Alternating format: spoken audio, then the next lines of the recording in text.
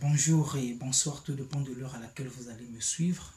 Bon, c'est toujours votre humble serviteur, Evan Excellent Pratique Balou, le bec de l'aigle, donc le Ramfous of Theos.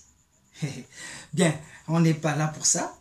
C'est toutefois sur les réseaux, parce que c'est dans ça que je me suis plongé ces jours-ci maintenant. Sur les plateformes, c'est compliqué. Il y a des slogans, Branham ou rien. Rien, c'est bien beau, mais ne mettons pas Branham dans ça, s'il vous plaît. On doit se rendre compte que c'est notre avis et c'est notre choix. Branham ou rien n'est pas écrit. Vous voyez, Branham n'a jamais dit n'écoutez que Branham.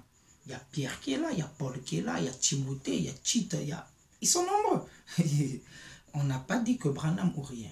Vous voyez, donc ça aussi, c'est pas la parole. C'est pas écrit, mais c'est un avis d'une personne et on ne peut pas faire débat sur ça parce que les goûts, les couleurs ne se discutent pas.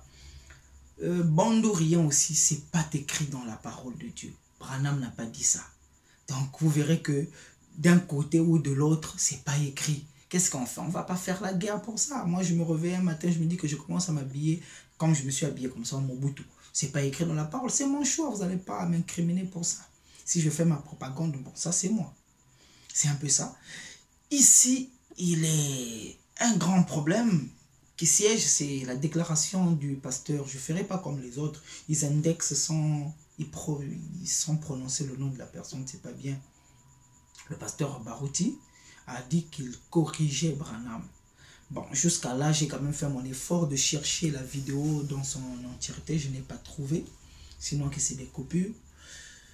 Je ne m'en vais pas m'en prendre à lui, il sait pourquoi il a dit. Mais moi, je crois simplement que on devrait quand même se rendre compte que le prophète est incorruptible. Et les paroles du prophète, plutôt, excusez-moi, est incorruptible. Ça veut dire on ne peut pas corrompre ça. Et la parole d'un prophète n'a point d'erreur. On ne peut pas aussi la corriger. Vous verrez que le débat ou bien le problème sur corriger un prophète ou le prophète pourrait commettre une erreur ou pas vient d'une prédication, le combat ou le conflit entre Dieu et Satan.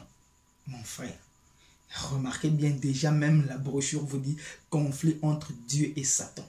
Donc très souvent, faisons attention de venir corriger un serviteur de Dieu et surtout un prophète, sans pourtant même peut-être extrapoler.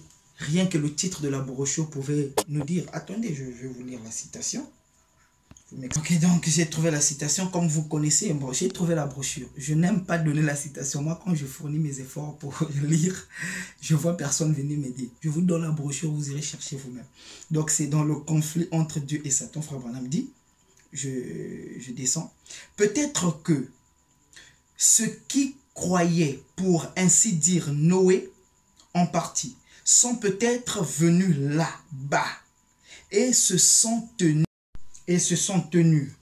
aux alentours de l'arche et ont dit, vous savez quoi? Il se pourrait que ce vieil homme ait raison. Nous ferons mieux de nous tenir ici. Bon, ensuite, ils ont vu une erreur. Je vous dis, les prophètes de Dieu ne commettent pas d'erreur. La parole de Dieu ne peut pas faillir. Et vous verrez qu'un prophète ne commet point d'erreur. Sinon, si un prophète de Dieu commet erreur, donc la parole de Dieu a failli. Et moi je me dis, si l'on peut prêcher une prédication dont le prophète qui a prêché cela a commis erreur, c'est une prédication faillible. Finalement, tout ton parcours est faillible. Ça, on doit éviter.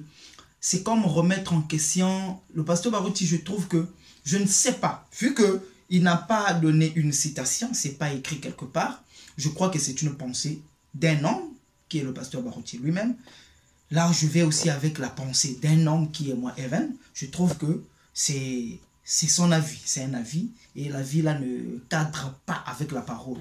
Pourquoi? Parce qu'il croit fermement à ce message et nous croyons au don que Dieu l'a donné. Avec l'aval, dois-je dire, du message, il fait des grandes choses pour Dieu et par Dieu. Si ce message devient corrigeable par un homme, ça veut dire que ce message est faillible. Et s'il est faillible, lui et son don faillible. Alors que ce n'est pas le cas. Je crois que on va comprendre ça étant que pensée d'un homme. Et si Dieu, dans sa bonté, peut toucher son serviteur, j'ose croire qu'il reviendra sur cette parole, peut-être pour expliquer les tréfonds de sa pensée ou bien pour demander pardon. Je vous remercie.